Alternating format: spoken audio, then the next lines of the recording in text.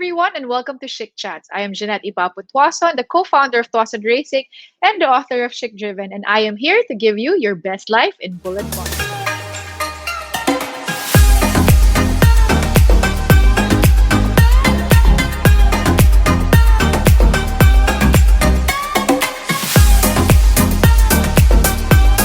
Metro Manila's traffic is really, really bad, and our economy is losing so much money every day just because of traffic. And it's such a hassle to travel everywhere when it's always stuck here, stuck there, and stuck there, everywhere.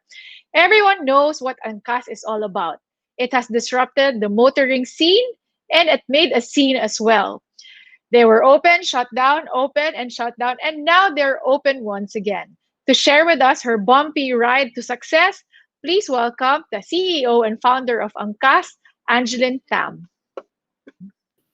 Welcome, Hi, Angeline. Thank you Jeanette. for being. Hi, thank you for joining us Hi. finally. Thank you for So, having me on the show. yes, so it's a busy week for you guys because you just started operating again, right? Yes. Okay. Your Angkas has always been on the news every time before pandemic. What happened? What was the change during Angkas pre-COVID and Angkas during COVID? Yeah, I mean, like COVID hit everyone hard, right? It hit us very hard as well. We lost 99% of our business, and we really had to take a step back and reframe, right? So we doubled down on deliveries, right? And we also took the time to think about what would really help our customers and bikers the most during this time.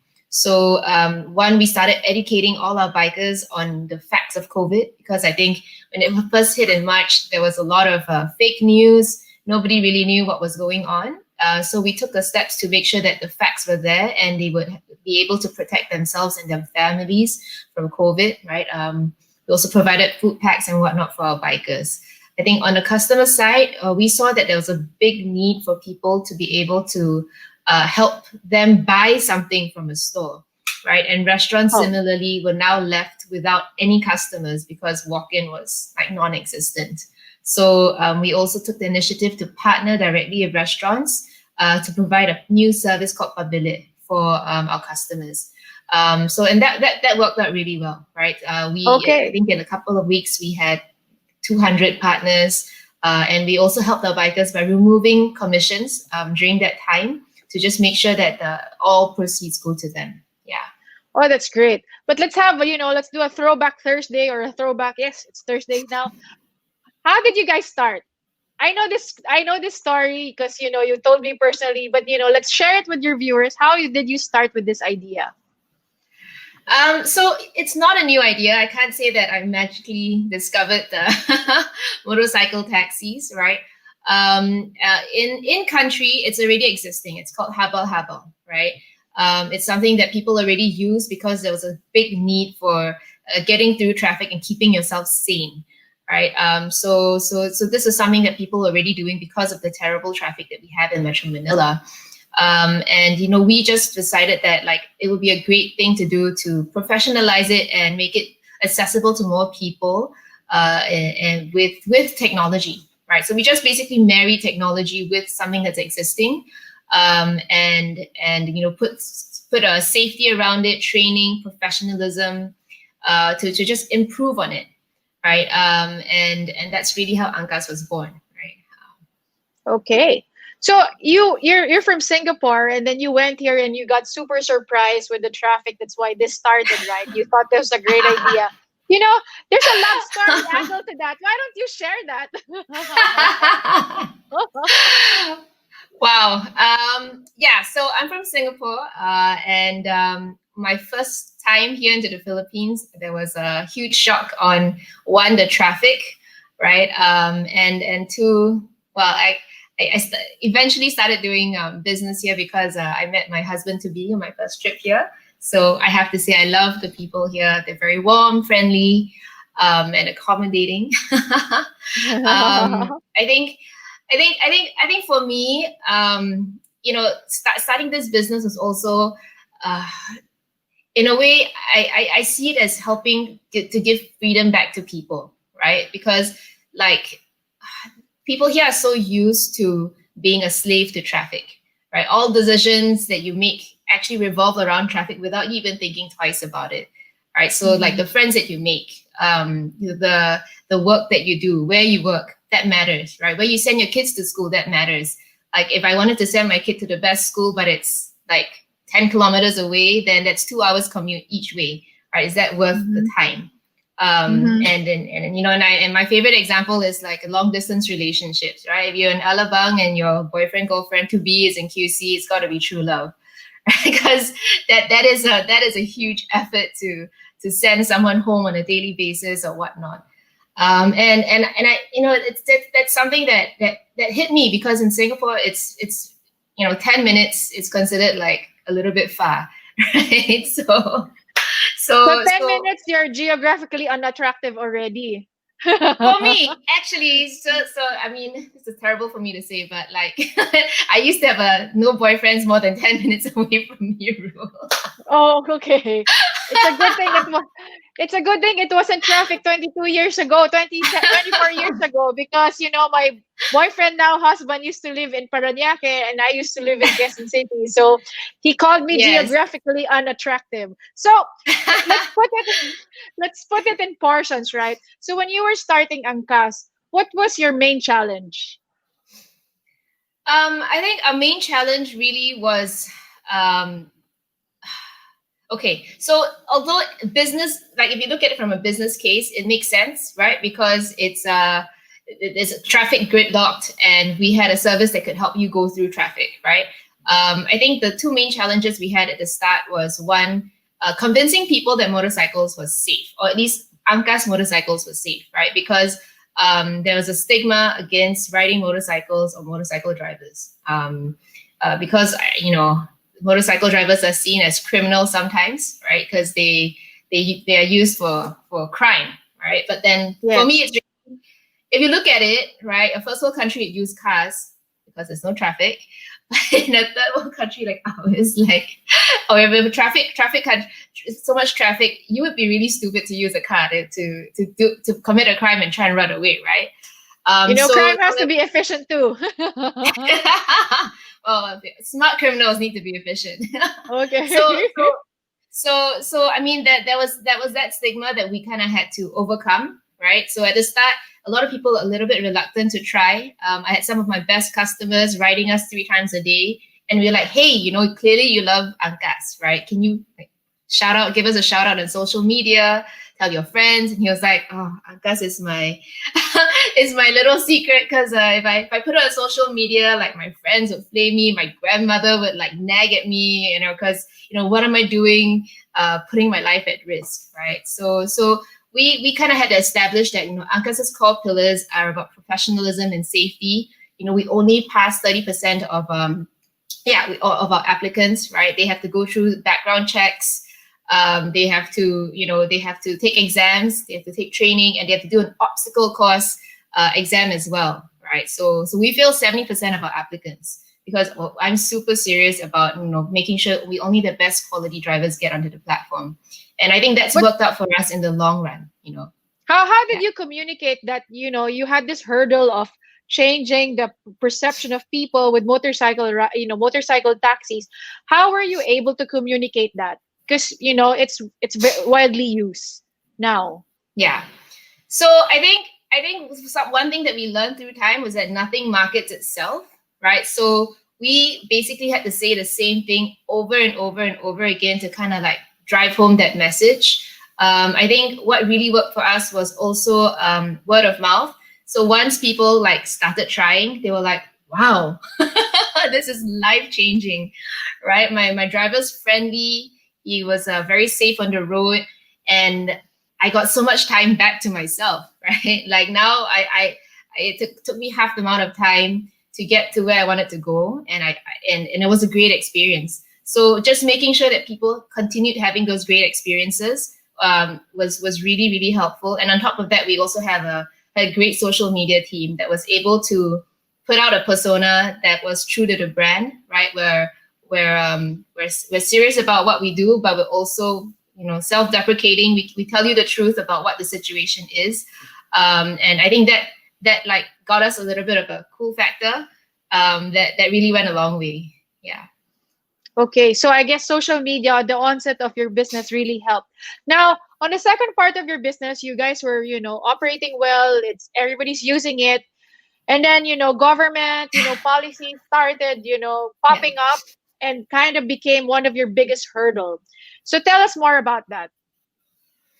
Yeah, so social media was great for us, but then we also ran into problems with regulators because I think they deemed this space to be unregulated, right? And in their minds, we were doing habal basically, right? So we were unsafe. We didn't have insurance. We didn't train our bikers, and this was something that we had to hurdle to kind of understand where the regulators were coming from and bridge that gap, right? So at first, I think we were a little bit combative, and because we couldn't understand why the government was so against this service when we saw the benefits it was having for both our customers and drivers, right? Because for our drivers, it was a huge help, right? Before without any education, they're not able to make a decent income for themselves. But with Angkas, you can make triple minimum wage on a daily basis, and that was something that was very powerful. Um, so so so it took us some time to kind of like understand where the government was coming from and try to bridge that gap to work together with them, right? It's still challenging, right?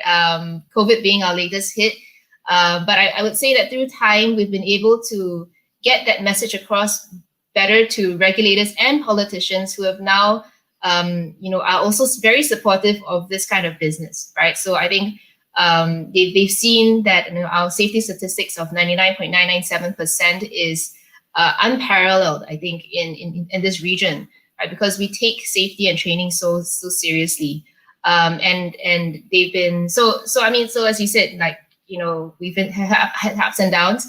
We just got our third pilot approved, right, in aid of legislation to help to make this into a law that can benefit not just Angkas and the other players involved now, but also to help other motorcycle drivers all over the nation, right, to make this a legitimate business for everyone.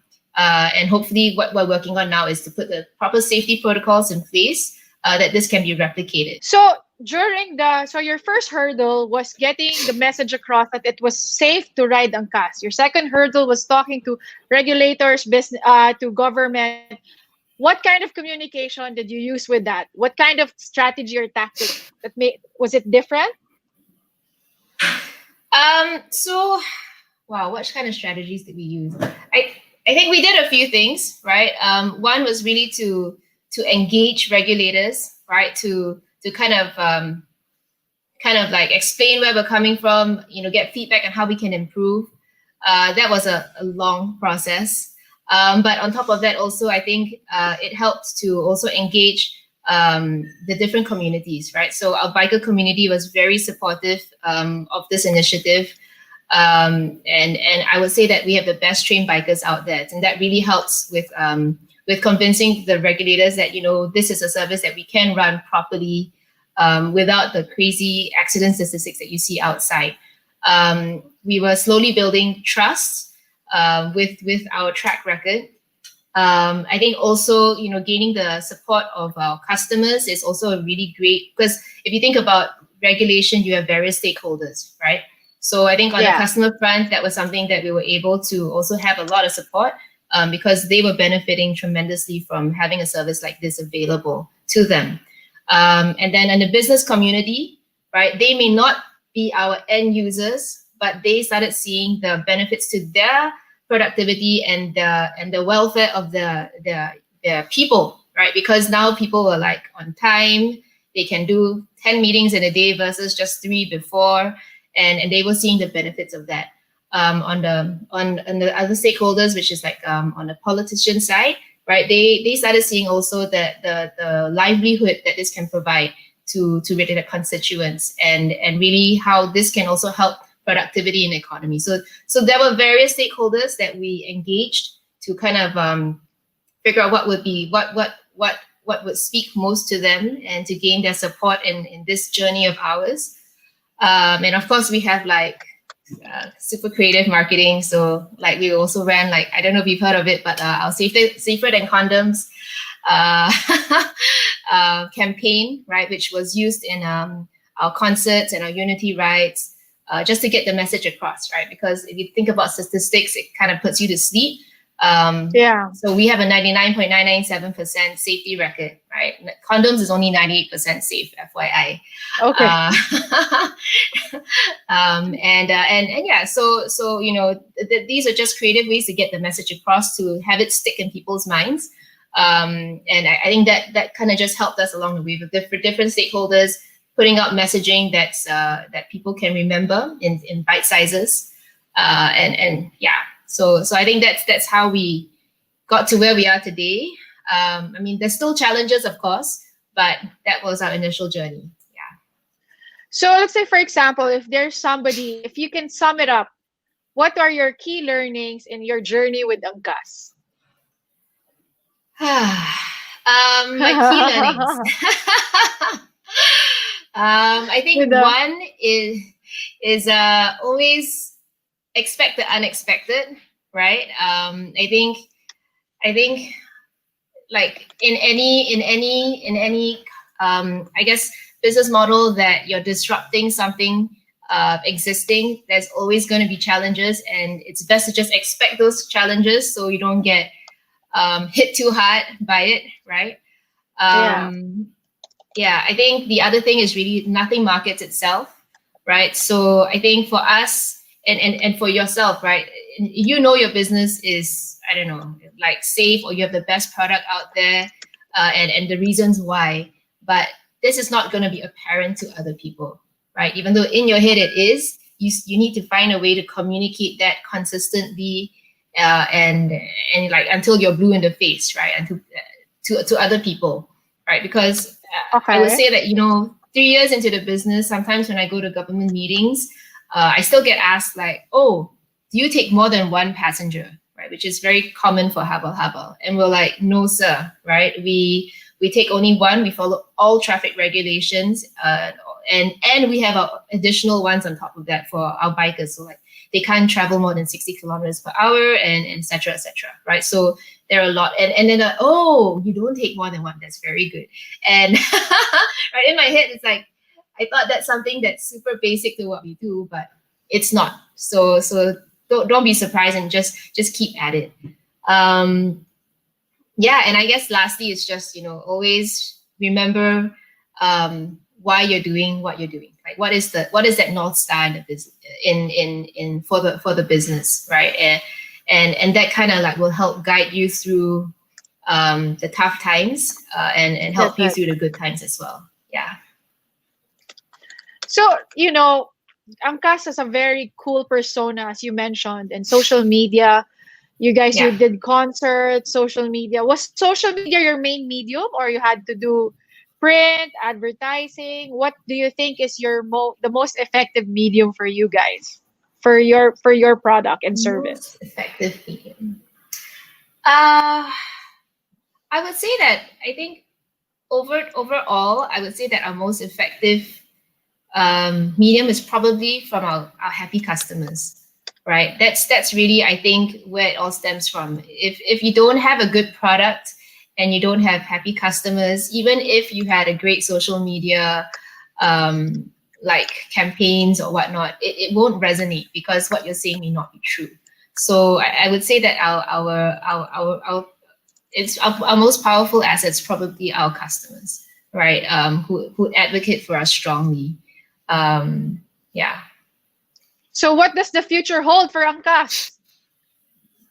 What does the future hold? Yes, I mean, we're we're still very committed to being like the safest and most professional mode of transportation out there that we have for getting through this horrendous traffic, which unfortunately is back, and I might say even worse than before. We have new COVID protocols in place that we've put in place, working with safety experts in the US, the University of Public Health here in the Philippines, and medical experts.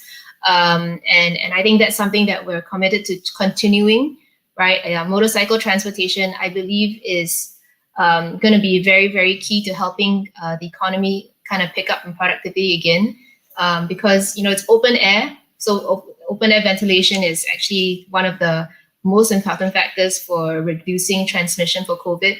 It's one-to-one. There's a barrier, right? I mean, the only challenge here is that everyone now needs to have their own helmets, right?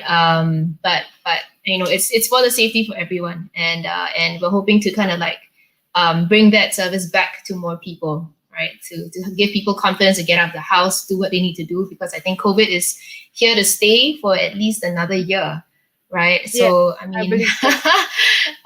even if the vaccine and whatnot, it's not going to matter. It's still going to be here, and we cannot be living in fear for the next year. Life has to go on, Life and goes we on, just have yeah. to, yeah, we just need to know how to protect ourselves and stay safe. That's it. Mhm. Yeah. So looking further to the future, how do you see Angkas innovating? Because all business innovate. How do you think Angkas will innovate in its next chapter? So I think Angkas will evolve as per the needs of the market, right? But our commitment is always to two wheels. So and looking to bring the best service that we can to our customers, right? And to helping our bikers as well with their livelihood. So I mean, be it for other services, we want to expand into that. We also want to look at bringing this service. Now we're only in Metro Manila and Cebu and Cagayan de Oro. We're also looking to bring this service to more places in the Philippines, and help as many people as possible. Yeah. That's great. Thank you so much, Angie, for sharing with us your inspiring and exciting story of success. We also want to thank you for providing Filipinos with a practical way to get around, especially nowadays. Oh my goodness. Okay, Angie, thank you for joining us. Please tell us what's happening with Angkas now. So for Angkas now, we're all about making helmets cool, because you need to have your own helmet when you ride. So we actually have a Lazada campaign called Angkas KKB, where you can buy helmets at a discount and also get Angkas promo codes for each helmet that you buy. So stay safe and and cool with your helmets. Okay, thank you so much. Is there something that you guys are gonna do a talk with that they want to see you, or some concerts that Angkas is gonna do, or anything? Right now we're still busy with with the return of motorcycles, but something we'll definitely think about and announce if ever. Yeah. All right, thank you so much. We wish you good luck and happy holidays. Thank you, Same Angie. to you. Thank you. Bye, Bye. guys. For those watching, we have a special treat for you. Get a chance to win a beauty gift pack from Estee Lauder, Bobbi Brown, and Clinique. All you have to do is tell us in the comment section below some of the learnings that we had for this episode. So let me recap the learnings for today. Your best life in bullet points. Find a business that will solve a problem. All right. So use a messaging that is bite sized. I think this is very important for any business owners out there. Expect the unexpected. You never know what kind of problems you're going to encounter. The other thing we learned about today is nothing markets itself. So you have to continuously bombard your customers with something that you know is important about your brand. Another thing, capitalize on your happy customers. For Angkas, it was their happy customers, the testimonials that helped made their brand cool. And of course, at the last learning is know why you are doing it, because it will help you during hard times. Once again, we want to thank you for joining this episode. Don't forget to follow us on our Facebook fan page and Instagram at Chic Driven. And tune in for Chic Chats every Thursday, 5:30 p.m. This has been Jeanette Ipapo-Tuason, and this is your best life in bullet points.